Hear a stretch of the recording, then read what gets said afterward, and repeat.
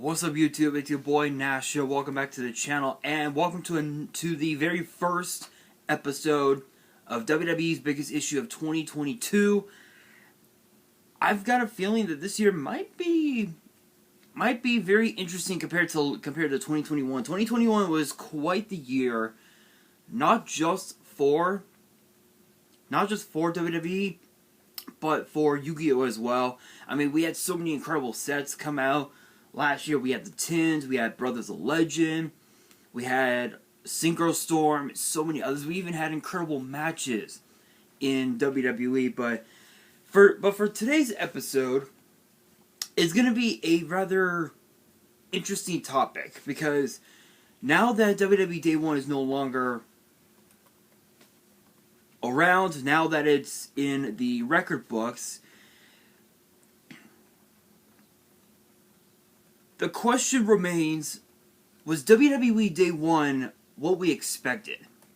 That is the big question, because there were some matches that didn't make sense, but there were others that was kind of iffy, if you will. So for today's video, I'm actually going to be talking about that as I plug in my laptop, because I completely forgot to plug it in. So while I'm doing this, I will be talking about the show from this past Saturday. Obviously, kicking off with the kickoff show that featured Cesaro and Ricochet against Ridge Holland and Sheamus. Now, truth be told, this match was kind of an odd one. It was kind of an odd match, because this was announced within the last couple of weeks, like the last week or so.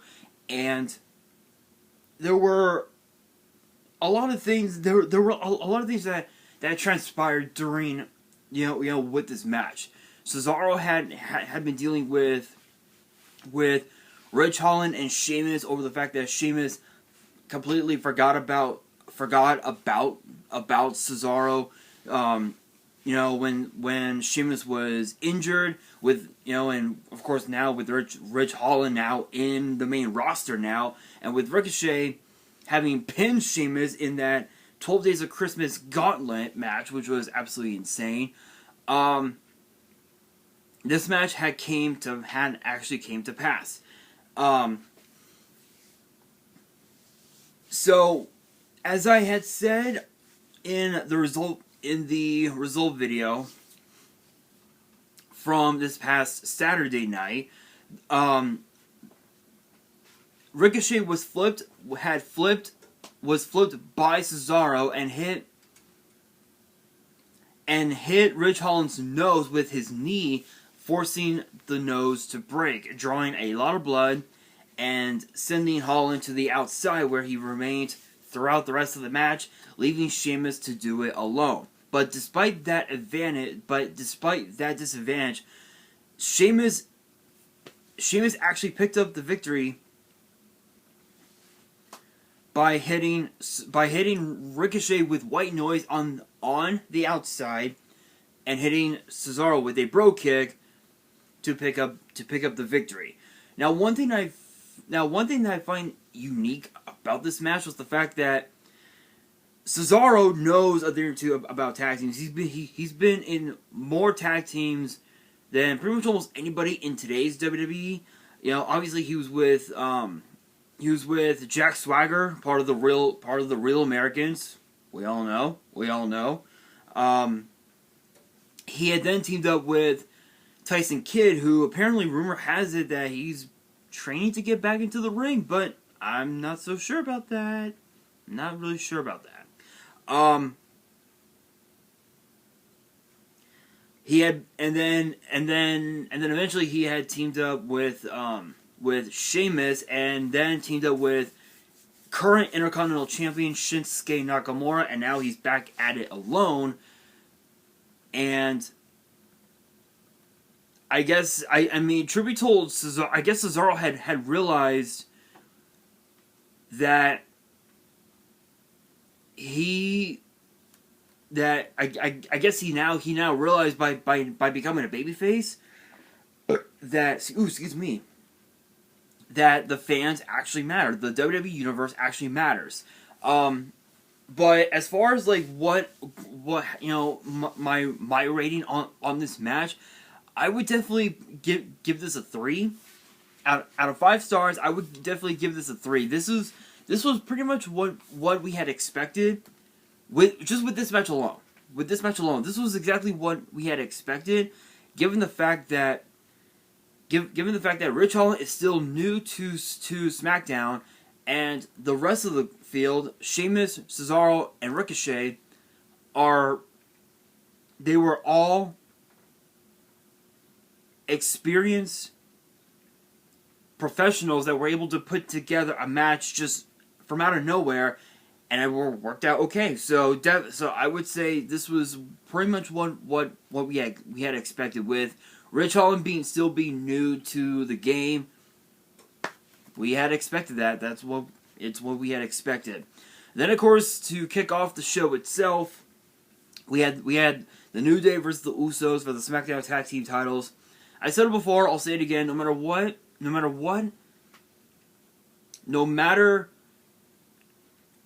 where, no matter the stipulation, these two teams are insanely incredible. These two teams always bring out the best in each other, and that's what made the Usos 7-time tag team champions, but it's also what made the New Day 11-time tag team champions as well.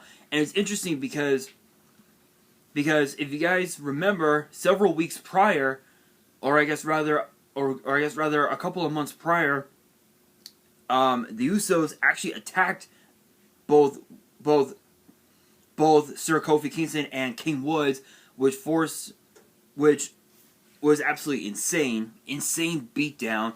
The Usos had injured Kofi's knee, in which that exact same knee finally gave in. It finally gave in after all this time, and that was basically what caused the New Day to lose, was the fact that Kofi's knee just gave out. It just gave in.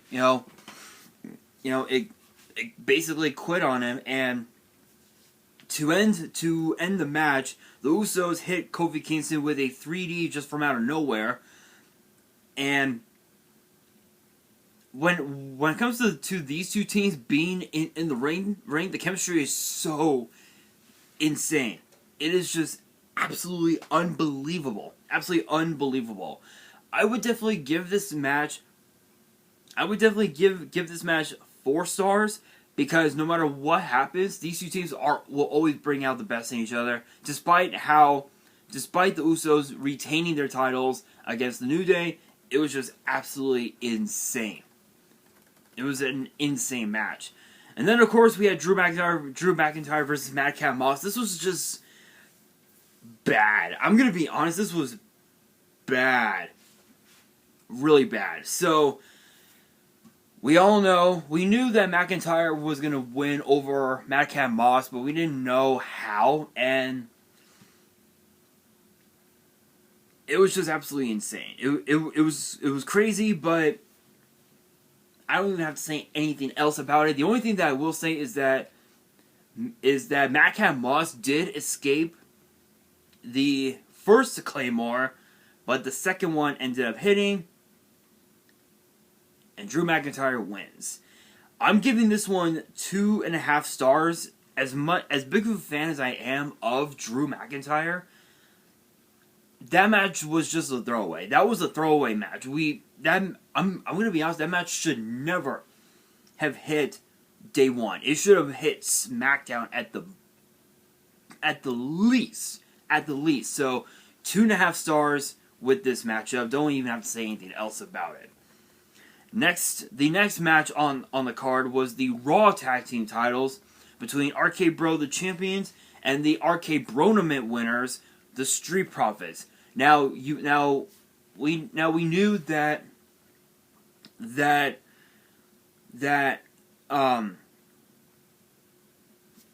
what was it, Offset, Quavo, and trying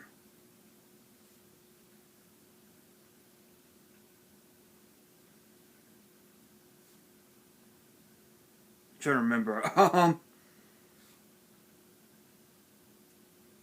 Can't even think of their names right now.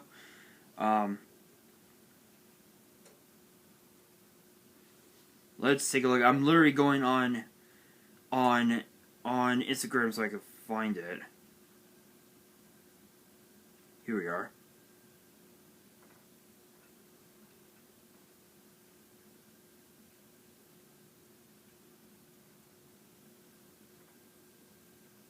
Nope. That ain't the one. Maybe this is it.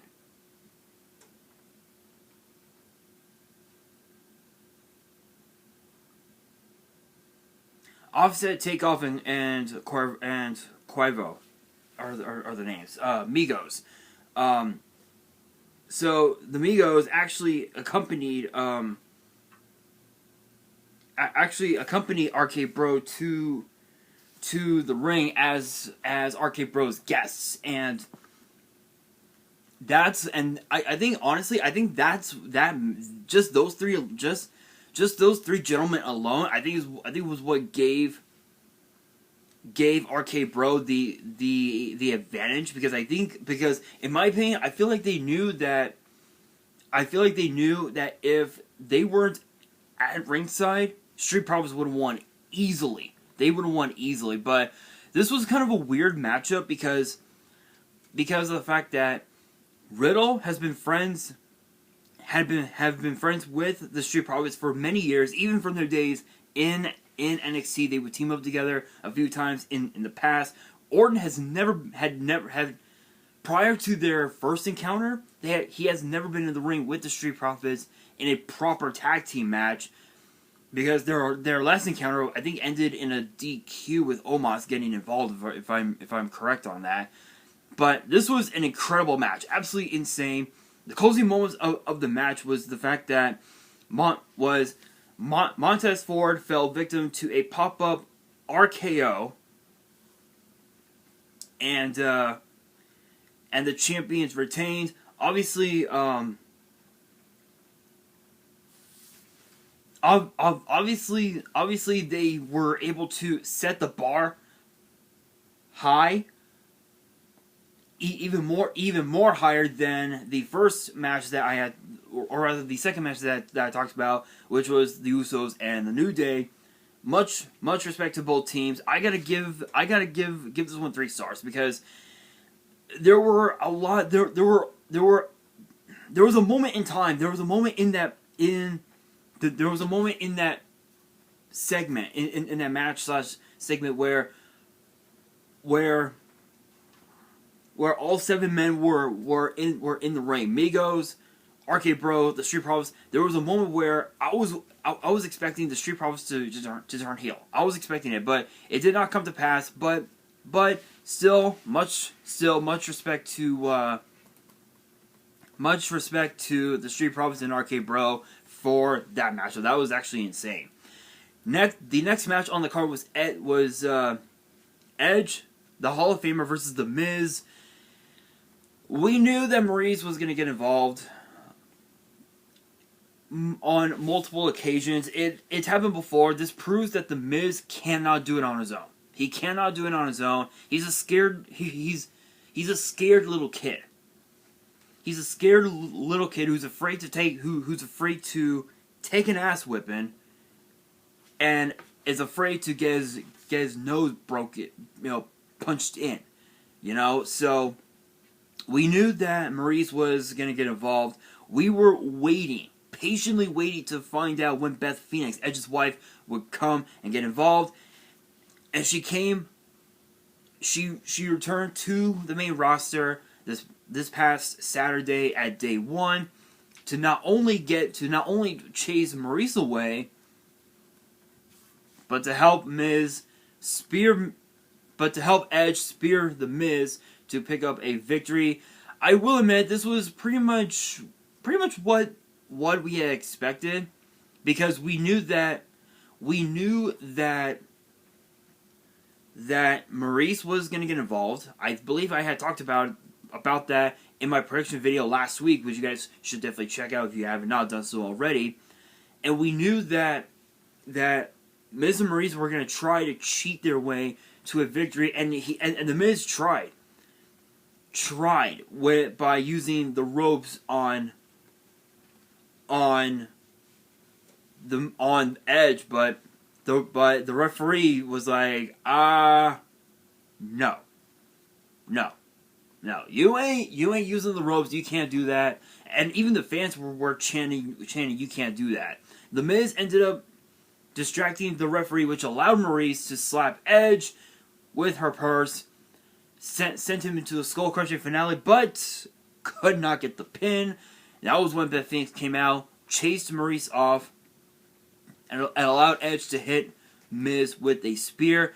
I'm giving this match three stars because of how the match ended. We knew that Maurice was gonna get involved. We knew that the Miz was gonna try and use the ropes on Edge, and it did not work. So I'm only giving this match 3 stars because of it, but also because of the fact that Edge is far more superior than the Miz. Miz cannot do it on his own. It's just that simple. Next up, we have the Raw Women's title. Becky Lynch, Liv Morgan. This was a hell of a match. I'm going to be honest. I think... I'm going to be perfectly honest. This match and the main event, which I'm going to talk about here in a second, were probably these two matches and the SmackDown Tag Team title match were probably 3 of the best matches on the card. Especially with this one, because Liv Morgan had put up a fight, and Becky Lynch was in a backstage interview with Sarah Schreiber, and Sarah asked Becky Lynch, "Were you caught off guard by Liv Morgan's actions and whatnot?" She was like, "I wasn't caught off guard." You could tell by looking into her eyes, she was caught off guard. She knew that Liv Morgan had it in her to be a champion, and she came this close. But could not. It was not, honestly, it just wasn't meant to be. It was just not meant to be.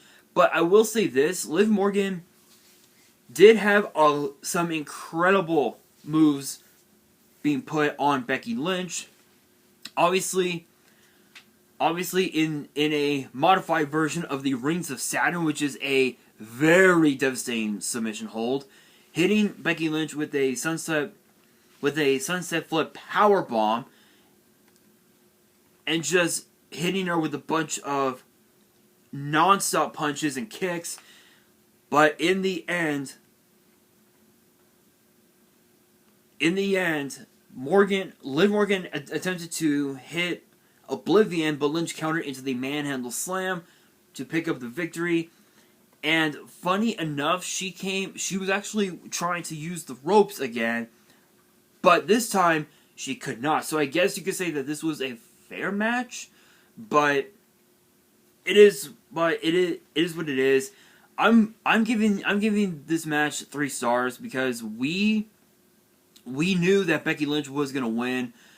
I believe I did. I know that I did predict. I think I predicted Liv Morgan to win, but it might have been the other way around. But this matchup, we knew how it was going to end because Becky Lynch is basically the Miz. She can't do it without cheating. So it is what it is. But now the main event: Big E, Bobby Lashley, Kevin Owens, and Seth Rollins for the WWE champion, for the WWE title. Oh, you guys thought we were gonna get the Universal? Oh, right. My apologies, guys. I guess I should have mentioned. If you guys did watch day 1, you will know that Roman tested positive for COVID. I know I shouldn't have said that, but still, he tested positive for COVID, and Brock Lesnar was the addition. I'm gonna be honest. This was basically what we had expected. I believe the match only lasted like what 10, like what 7, 8, 9, 10 minutes, somewhere around there, and the match. So the way it went was this: Rollins and Owens teamed up on Lesnar. The moment the bell had rang, Lashley ended up going after Big E. It was bedlam. Lashley speared Brock Lesnar through the barricade, which allowed Seth Rollins and Kevin Owens to attack both of them using pretty much everything at their disposal. Big E hit Lashley on to the announce table, breaking the announce table with a Uranagi, and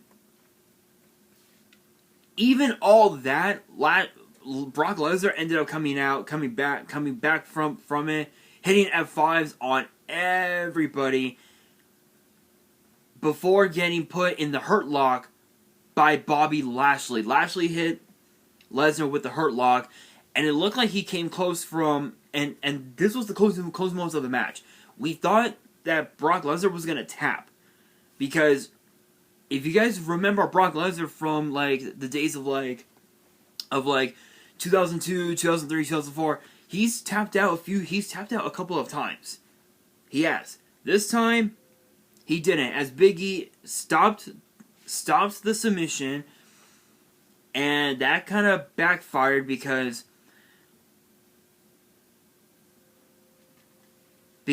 Brock Lesnar had hit Big E with an F5 to pick up the victory, and thus becoming a 9-time WWE a 9-time world champion. Because you guys know Lesnar is a 3-time Universal champion, and now he's a 6-time WWE champion. So pretty crazy. It's pretty crazy. It is possible that we might see Brock Lesnar versus Roman Reigns in a title champion versus champion, title for title. It might be possible, but there's rumors going around saying that WWE is now going to be is going to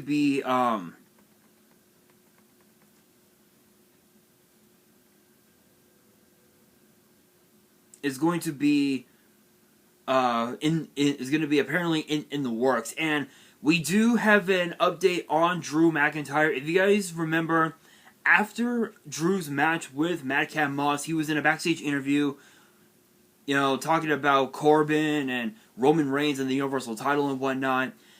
Corbin and Madcap Moss had attacked Drew McIntyre in the backstage area to the point of no return. And we do have an update that Drew McIntyre did suffer a cervical neck strain with severe contusions, and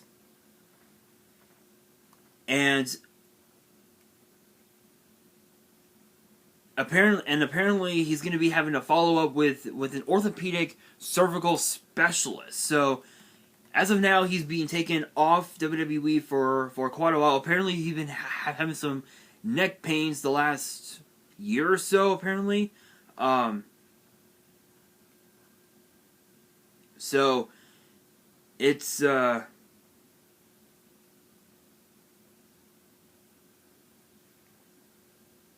just absolutely insane. So as far as this match goes, the Fatal 5-Way, I'm giving it 3.5 stars, because the way Big E's title run ended should not have ended that way. If anything, I think it should have ended probably at WrestleMania or at best or something, in my personal opinion. But it is what it is. But the question remains: was WWE Day 1 what we had expected? Yeah, it was pretty much what we had expected. We expected the Miz to try to cheat to win. We expected Becky Lynch to do the same. with the Usos and New Day, we knew that we literally expected them to just put on another classic, which they did just that.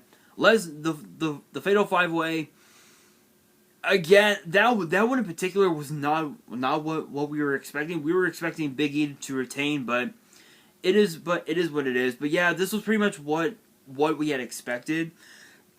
But I also want to point out some more breaking news, and I do want to point out that my brother is watching this video right now. So shoutouts to him. He's gonna be laughing his ass off once he finds this out. So if you guys did watch Day 1 on Saturday, Johnny Knoxville from the movie Jackass Forever, which I believe will be the last Jackass movie of the whole series, before they close the curtains on that series. But again, without Ryan, I think Ryan Dunn's his name. Without Ryan Dunn, it just isn't the same. We all know. You guys know. But Johnny Knoxville from Jackass told the world he wants to compete in the men's Royal Rumble match, which is absolutely stupid. Drew Carey pulled that stunt, and he eliminated himself. So why would he want to do that? The movie name speaks for itself. Jackass, that it pretty much speaks for itself. If I say so myself, he's being stupid by competing in the Royal Rumble match. I mean, think of the potential talent that could be in the match: Seth Rollins, Kevin Owens, potentially Finn Balor, maybe even also Von Wagner from NXT, Sam Gradwell from NXT UK. Anybody could participate in it.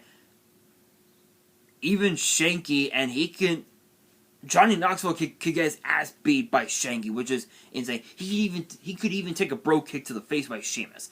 The possibilities are endless, but Knoxville's getting involved, so shoutouts to him.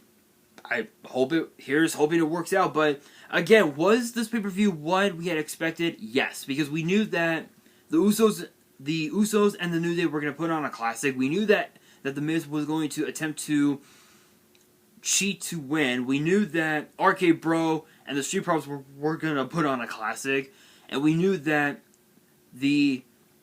that McIntyre and Madcap Moss, we knew that the match was just going to be a throwaway. We knew that was going to be a throwaway, but out of all the matches on the card, the Usos and the New Day, the number one match of the card itself, just because of the fact that it's the Usos and the New Day. They put on instant classics no matter what.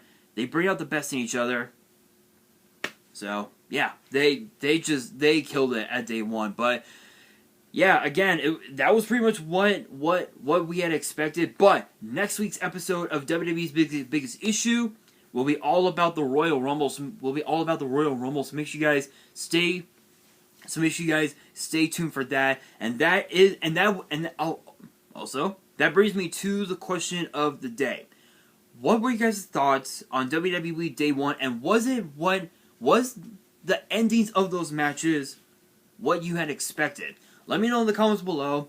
And that is going to do it for this video. Hopefully you guys enjoyed. If you did, make sure you guys smash that thumbs up button. If you guys are new to the channel, you guys want more episodes of WWE's Biggest Issue, which get posted every Monday. Make sure you guys subscribe to the channel and hit that notification bell so you guys don't miss out on any new content that comes your way. And be sure to follow me on Twitter and Instagram. All the links will be down in the description below. And if you guys have any fan mail that you want to send me and want me to open up on the channel, my address will also be in the description as well. And on that, this is your boy Nash, signing out.